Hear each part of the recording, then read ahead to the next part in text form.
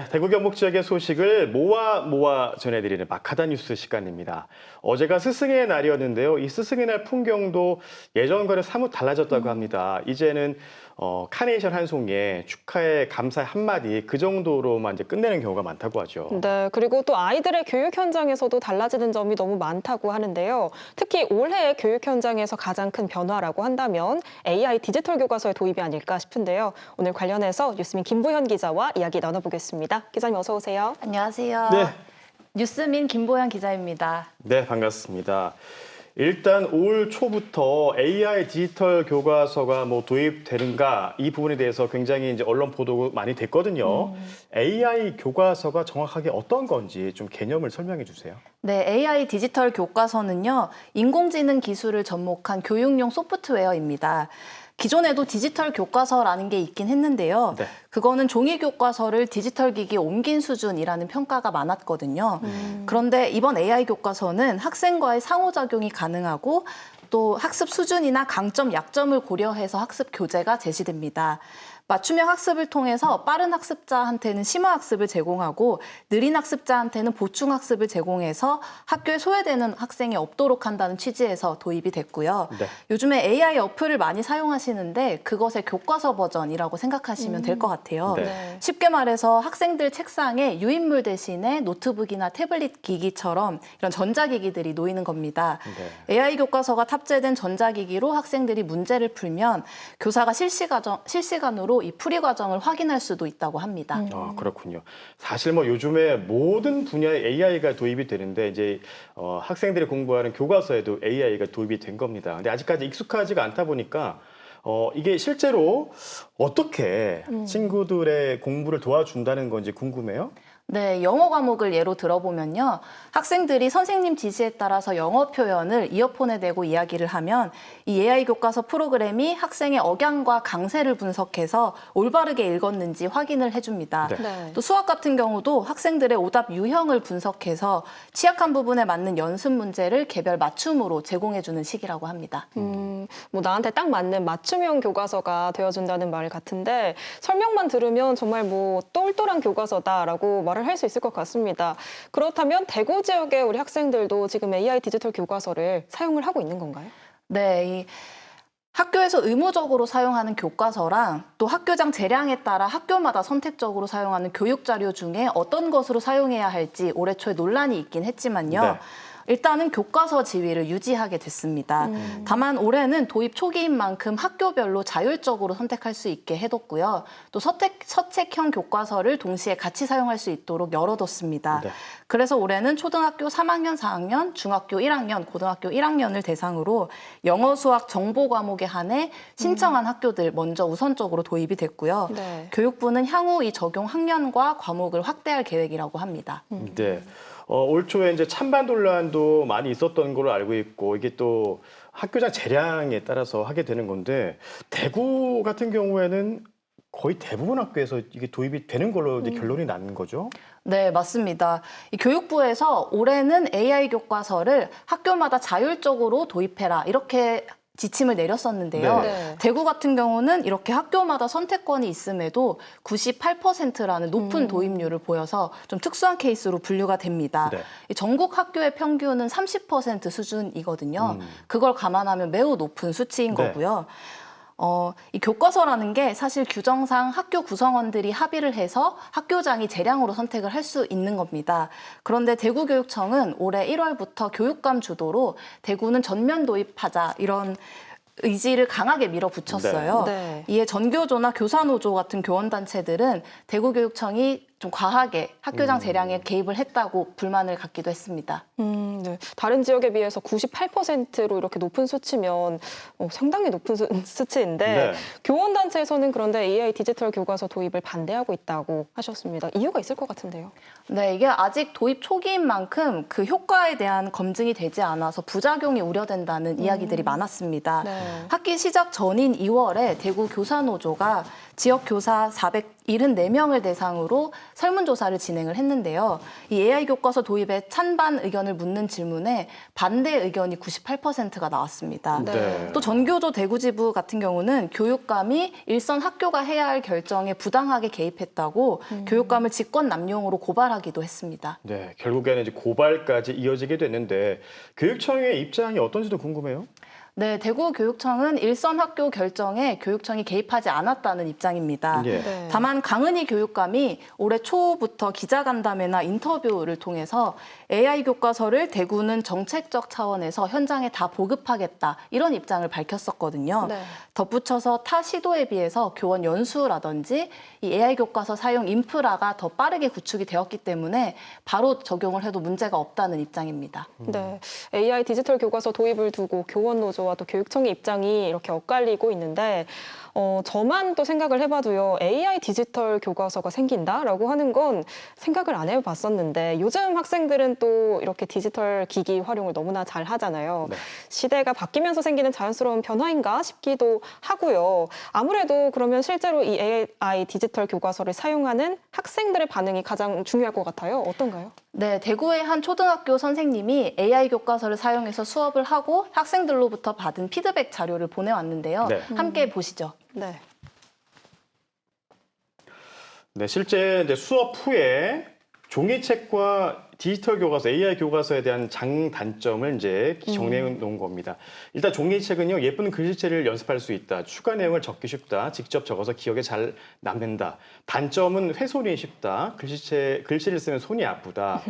풀지 않은 문제 확인을 할 수 없어서 오답 확률이 높아진다라고 또 적어줬어요. 네. 네. 그리고 또 AI 디지털 교과서의 경우에는 또 어떤 반응이 있는지 궁금한데 어떤 반응이 있을까요? 네, 이 학생들이 꼽은 종이책의 장점 중에는 기억이 잘 남는다, 집중이 잘 된다 이런 부분이 좀 가장 눈에 띈 것 같아요. 네. 추가로 종이책처럼 AI 교과서는 전체 문제가 한눈에 들어오지 않고 한 문제씩밖에 안 보이니까 또 답답하다 이런 의견도 있었거든요. 네. 이게 목차나 챕터 그리고 같은 페이지 속의 문항들이 서로 연관성을 갖잖아요. 네. AI 디지털 교과서는 종이책보다 이런 부분에서 좀 부족함이 있는 것 같습니다. 네, 아직은 뭐 초반이다 보니까 종이책이 조금 더 선호된다라는 걸 알 수가 있었는데 뭐 익숙해지려면 시간이 좀 걸리겠습니다만 이제 어쨌든 논란 끝에 3월부터 도입이 됐고요. 실제로 일선 학교에서 잘 사용이 되고 있는지 그 부분이 제일 궁금해요. 네, 이 AI 교과서를 도입한 학교가 전국의 30%가량인데요. 네. 이 중에서도 실제 활용을 하고 있는 비율은 훨씬 떨어진다고 합니다. 네. 백승하 국회의원이 교육부로부터 받은 자료에 따르면 지난 4월 15일 기준으로 대구의 AI 교과서 가입자 중에서 하루 평균 접속자가 초등학교가 11%, 중학교가 6% 수준, 고등학교가 7% 수준에 그쳤습니다. 네. 이 전국 평균으로 봐도 10% 수준에 그치는 활용률이 드러나고 있는데요. 네. 실제 제가 취재를 하면서 만난 교사들도 사용에 어려움이 있다고 좀 토로를 하더라고요. 회원가입이나 학생들의 개인정보 동의 절차가 좀 까다롭고 기기나 프로그램에 오류가 발생했을 때 이를 해결하는 데 시간이 많이 든다는 이야기를 들었습니다. 네, 이게 아무래도 또 기계다 보니까 관리를 위해서 어떤 문제들이 좀 많이 생길 수밖에 없을 것 같은데요. 제가 생각했을 때는 아무래도 이 디지털 교과서를 도입하면 모든 분야에서 너무나 많은 디지털 기기를 사용하고 있는데 교육 현장에서까지 사용을 한다. 이렇게 되면 학생들이 너무나 디지털 기기에 의존하게 되는 게 아닌가 하는 우려도 있거든요. 네, 실제 학부모님들이 가장 많이 우려하시는 지점일 텐데요. 실제 올해 2월에 교육부가 학부모님들 대상으로 설문조사를 진행했습니다. 네. AI 교과서로 인해서 디지털 기기 의존도가 매우 높게 발생할 것인가 이런 질문에 그렇다와 매우 그렇다가 68%에 달했고요. 이 외에도 교사와 학생이 소통하는데 도움이 될 것이다. 이런 응답에는 그렇지 않다, 전혀 그렇지 않다가 절반 이상을 넘는 통계가 나왔습니다. 네. 이 AI 교과서에는 교사와 학생의 화면을 같도록 동기화하는 모드가 있거든요. 네. 이게 집중 학습 모드라고 해서 수업 시간에 학생들이 이렇게 태블릿으로 다른 짓을 할 수 없게 하도록 하는 장치가 있긴 한데요. 이게 다만 개별 학습 시간에는 이 모드를 사용할 수가 없고 또 전자기기의 특성상 이거와 100% 완전하게 이걸 통제할 수 없다는 단점이 있습니다. 이제 아이들 아까 그 답변 중에서 좀 기억에 남는 게 기계를 잘 못 만지는 사람은 이용이 어렵다라는 그런 답변도 있었는데 이게 또 기술 발전의 맹점이 아닐까 싶어요. 네, 맞습니다. 이 전자기기를 사용하는 학생들 간의 격차 문제도 있습니다. 이 사용이 능숙한 학생이 있는 반면에 또 로그인하고 답을 입력하기 위해서 타이핑을 치거나 전자기기를 충전하는 것까지 이 전자기기 활용에 어려움을 겪는 학생들도 많거든요. 네. 특히 이게 초등학교 저학년일수록 이런 학생들의 비율이 높아서 선생님들이 수업 시간에 종이책보다 오히려 더 진도가 안 나간다 이런 얘기도 하셨습니다. 네. 네, 어쨌든 또 AI 디지털 교과서를 도입한다는 건 더 많은 교육 효과를 내기 위해서인데 교육부는 이 AI 디지털 교과서를 도입했을 때 사교육을 대체할 수 있고 더 나아가서는 교육 격차를 해소할 수 있다 이렇게 보고 있더라고요. 네, 교육부가 꾸준히 주장해온 내용인데요. 이주호 교육부 장관은 AI 교과서를 도입하면 학업 성취도가 낮은 학생들이 공부에 흥미를 가질 수 있기 때문에 네. 교육 격차까지 줄일 수 있다 이렇게 주장을 해왔습니다. 네. 특히 우리 대구는 대한민국 교육 수도잖아요. 그렇죠. 그렇기 때문에 교육열이 또 높기도 한데 실제로 대구의 초중 고등학생 사교육비가 비수도권 가운데 가장 높다는 통계도 있거든요. 그래서 대구교육청은 이러한 사교육비 경감 대책으로 AI 교과서를 꼽기도 합니다. 하지만 그 구체적인 효과에 대해서는 아직 도입 초기인 만큼 좀 검증이 필요한 상황입니다. 네, 또 교육 현장에 이게 잘 정착이 된다면 너무나 좋은 방도일 것 같은데 아직은 효율성이 좀 떨어지고 있어서 네. 보완이 필요한 건 사실인 것 같습니다. 그런데 종이책의 경우에는요, 한 번 사고 나면 그 이후에 드는 비용이 따로 없는데 AI 프로그램은 구독료라는 게 발생하잖아요. 그렇죠. 혹시 네. AI 디지털 교과서 역시도 추후에 드는 비용이 있는 건가요? 네, 맞습니다. 이 AI 교과서는 연간 구독료가 5만 원에서 9만 원 수준으로 책정이 되어 있는데요. 말씀하신 서책형 교과서는 권당 평균 1만 원 수준이거든요. 네. AI 교과서에는 이러한 구독료 말고도 인터넷망을 설치해야 되거나 교사들의 연수를 해야 되거나 하는 비용들이 또 추가로 들기도 합니다. 네. 이런 비용들이 대부분 시도교육청 재정으로 부담된다는 것도 또 하나 지적되는 문제인데요. 네. 향후 이런 대상과 과목이 확대될수록 재정 부담이 더 커질 거라는 우려도 나오고 있습니다.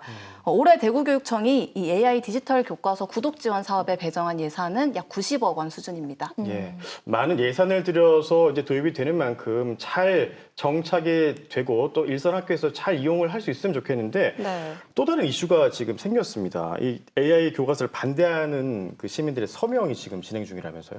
네, 이 올해 3월에 학기를 시작할 때 대구에 있는 학교들 중에 유일하게 한 초등학교만 AI 교과서를 도입하지 않았었거든요. 네.